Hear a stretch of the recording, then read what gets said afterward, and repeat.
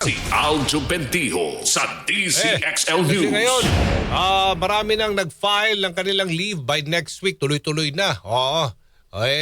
Pasko na next week. Si Boss Jason Salvador ng Parañaque Integrated Terminal Exchange. Siya ang corporate affairs head doon.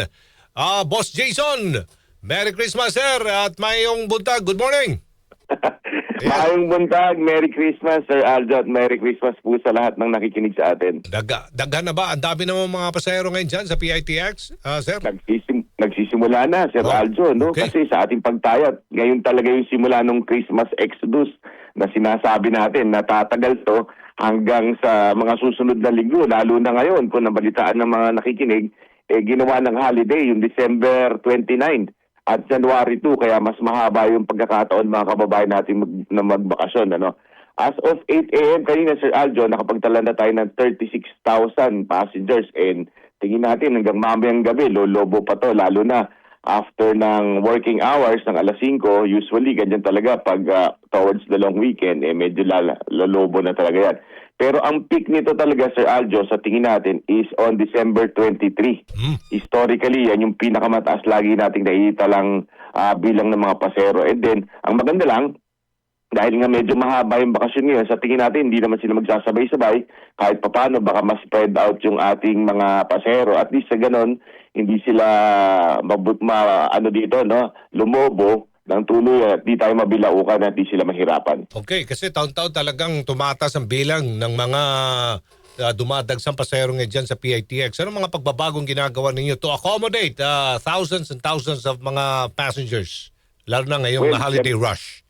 Of course, Sir Aljo, aside from pinapaigting natin yung security dito and of course yung ating maintenance, no, pinag-aaralan natin mabuti yung traffic flow para sa ganon hindi mabarang dito yung ating mga kababayan. Kailangan scientific yung approach natin sa ingress and egress upang sa ganon mabilis ang pagpasok at paglabas ng mga kababayan natin para mas ma-accommodate yung bilang ng mga pasahero. In the last few years kasi nadagdagan na talaga yung mga rota natin, hindi lang papuntang south, kasi pati north meron na tayo. At the same time, dahil nga very convenient dito, lalo na tinayo yung LRT station natin na nakadikit mismo sa sa PITX, mas marami nang pumipili na dito sumakay patungo sa kanilang mga probinsya.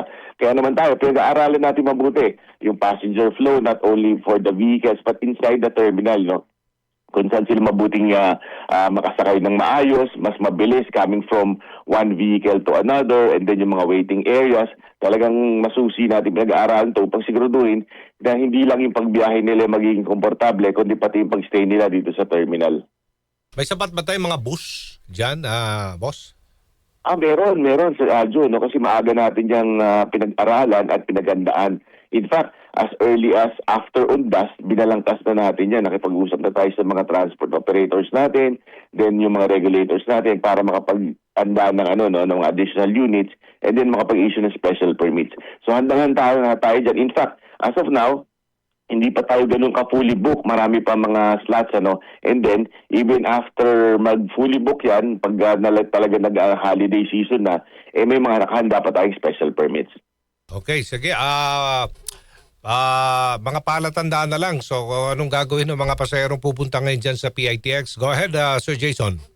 Ay, Sir Aljo, paalala sa ating mga kababayan na magbabiyahe ngayong Pasko. While we understand na gusto nyo magdala ng mga regalo, pasalubong, etc. Pero ang advice natin, kung pwede, mag-travel light po sila. Mag-travel light tayo kasi para sa dalawang bagay. Una-una, isipin nyo, napakadaming pasahero. Tapos kung ang dami nyo dala, kayo rin po mismo yung mahihirapan. Pangalawa, mag-travel light po tayo. Dalhin lang ang kailangan at makakaya. Kung sa gano'n, yung mga kapwa natin pasahero, makapag-bit-bit din ng kanilang mga regalo at aginaldo para sa mga mahal nila sa buhay. And bukod dito, huwag na tayo magdala ng yung mga pinagbabawal para hindi po tayo maantala. Huwag na po tayo magdala ng matatalim na bagay, na pwedeng maging armas laban sa kapwa pasahero kasi i-confiscate po yan.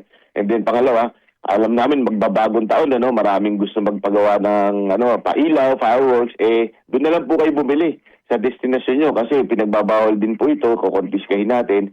Kasi imagine niyo pag dinala niyo po ito, nilagay natin sa ilalim ng bus, napakainit, baka magdulot pa po ng sakuna. So wag na po natin dalhin to. Yun lang po at mag-ingat po tayo lahat. Thank you so much, Sir Jason Salvador, PITX Corporate Affairs, said... Good morning!